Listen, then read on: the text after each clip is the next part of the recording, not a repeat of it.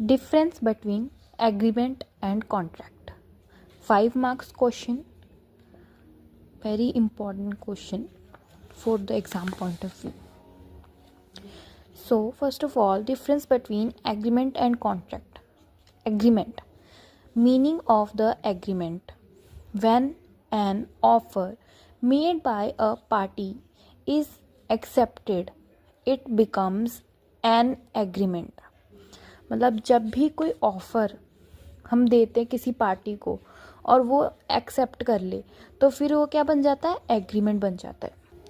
Contract. When an agreement is enforceable by law it becomes a contract.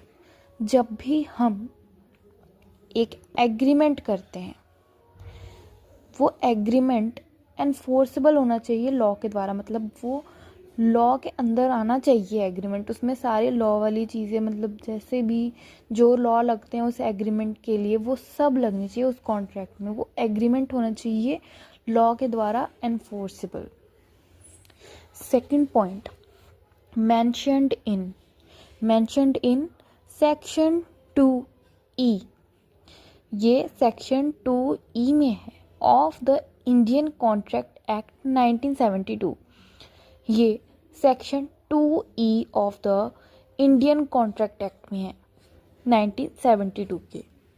और contract section 2H of the India contract act 1872. ये section 2 में है of Indian contract act 1872. ये 1972, ये 1872.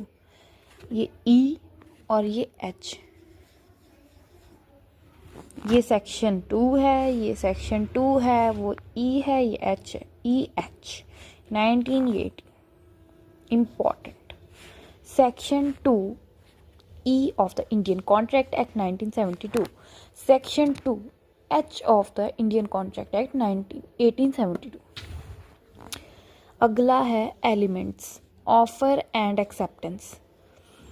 जब हम कोई ऑफर करते, जैसे कि फर्स्ट पॉइंट में हमने पढ़ा था ऑफर एंड एक्सेप्टेंस. जब हम कोई ऑफर करते हैं और वो अगली पार्टी एक्सेप्ट कर लेती है तो उसे हम कहते हैं ऑफर एंड एक्सेप्टेंस. इसका स्कोप वाइड है और इसमें एलिमेंट्स में देखने थे कॉन्ट्रैक्ट, एग्रीमेंट एंड एनफोर्सेबिलिटी. जैसे उसमें ऑफर एंड एक्सेप्टेंस है, इसमें एग्रीमेंट एंड इन्फोर्सेबिलिटी है. पहले हम एग्रीमेंट बनाते हैं फिर उसे इन्फोर्स करते हैं जैसे लॉ के द्वारा. जो